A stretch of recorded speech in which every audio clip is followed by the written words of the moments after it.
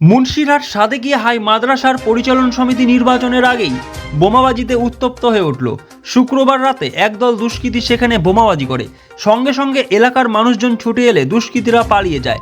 কে এই ঘটনা ঘটিয়েছে তা অবশ্য জানা যায়নি।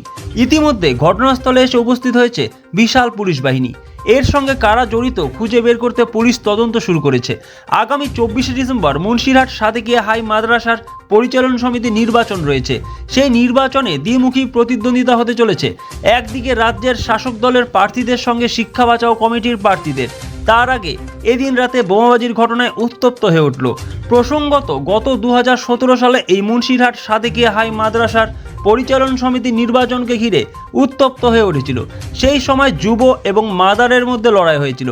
এবার তৃণমূল গোষ্ঠীর মধ্যে লড়াই না হলেও একদিকে রাজ্যের শাসক দল, অন্যদিকে শিক্ষা বাঁচাও কমিটির নামে মহাজোট।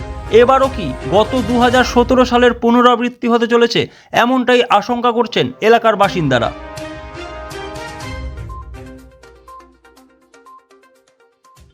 Sponsored by Bishal emporium. যুগ বদলেছে জীবনের ধারা। তাই নিজের ঘরকে শৌখিনতায় মুড়ে ফেলতে চলে আসুন। Co-sponsored by